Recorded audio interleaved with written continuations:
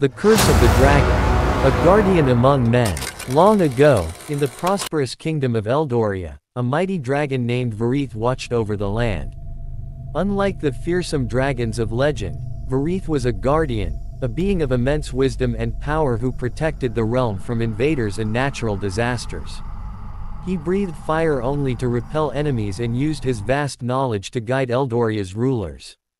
The people revered him, offering tributes of gold and gems, not out of fear but gratitude. Yet, Varith had no interest in riches. Wealth rots the heart of men, he often warned.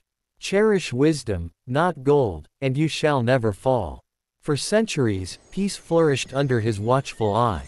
But as the years passed, the rulers of Eldoria grew arrogant, forgetting the lessons of the past. And among them, none was more ambitious than King Aldric. The betrayal of Eldoria. Aldric, unlike his ancestors, saw Varith not as a protector but as a threat.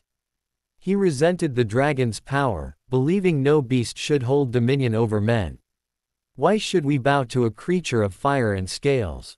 He sneered. The throne of Eldoria bows to no one. Aldric's advisor, the cunning sorcerer Moligar, fed his hatred. You are right, my king, Moligar whispered. With Varith gone, no force will rival your power. The people will see you as their only protector. Blinded by greed, Aldric devised a wicked plan. He invited Varith to the castle under the pretense of forming a grand alliance between men and Dragonkind.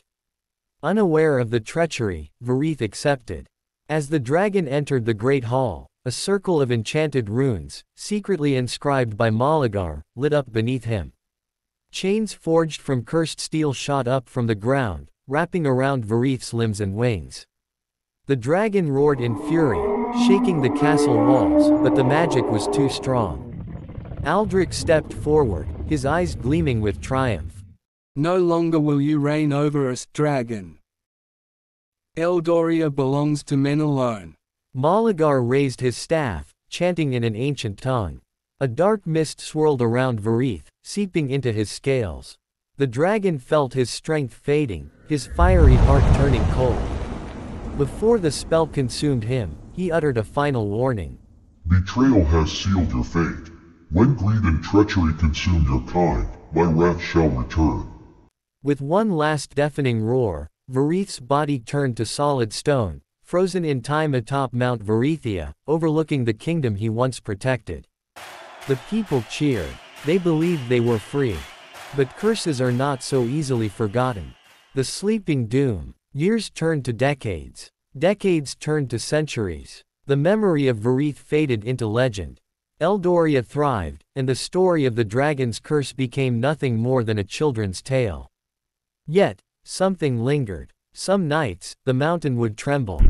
Farmers claimed they heard low growls carried on the wind. The elders warned that the curse was real, but the new rulers laughed at such foolishness.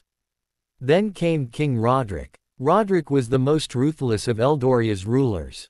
Where Aldric had sought power, Roderick sought wealth. He taxed his people into poverty, filling his treasury with gold while the land withered. His knights raided villages, taking whatever they pleased. Greed ruled the kingdom, and the people suffered in silence. One fateful night, beneath a blood-red moon, Mount Varithia trembled more violently than ever before. The earth cracked. A deep, guttural growl rumbled through the sky. Then came the first fracture. The stone encasing Varith's body began to split. Smoke billowed from the cracks. The runes that had bound him flickered and died. The dragon was waking. The wrath of Varith. At dawn, the skies darkened. A monstrous shadow rose above Eldoria. With a shattering roar, Varith broke free from his prison.